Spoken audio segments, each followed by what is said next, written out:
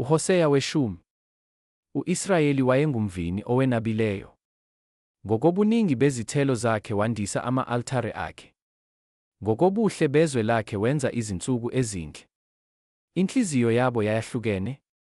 Uyakuwaphula ama-althare abo, achithe izinsika zabo. Yebo, manje bayakuthi, asinankosi, ngokuba asimesabanga uJehova. Kepha inkosi ingasenzelani na? Bakhuluma amazwi nje, befunga amanga, benza isivumelwano. Bese kumila ukwahlulela njengenhlungunyembe emiseleni yamasimu. Abakhileyo eSamariya bayakuba novalo, ngenxa yamathole aseBethi Aveni, ngokuba abantu balo bayakulila ngawo. Abaphristi bezithombe bakhale ngawo ngenxa yodumo lwawo, ukuthi lumukile kuwo. Iyakuyiswa e-Asiriya ibe yisipho kuyo inkosi uJarebi.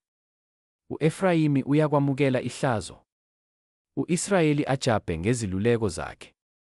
Inyamalele inkosi yaseSamariya njengebazelo ebusweni bamanzi. Izindawo eziphakemeyo zase-Aveni, isono sakwa-Israyeli ziyakuchithwa. Ameva namakhakhasi ayakukhuphukela ema-althare abo. Bayakuthi kuzo izintaba, sisibekeleni. Nakuwo amagquma, welani phezu kwethu. Kwasezinsukwini zaseGibeya wonile Israyeli, bema khona. Impi nabo abobubi ayikubafica eGibeyana.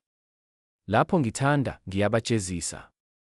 Abantu babahlanganyele ekubabopheleni ebubini obubili. U-Efrayimi uyisithole esifundisiweyo, esithanda ukubhula amabele. Kepha mina ngiyekile intamo yaso enhle. Sengiyakumbophela u-Efrayimi, uJuda alime, uJakobe azidubele. Zihlwanyeleleni ngokulunga, niyakuvuna ngomusa.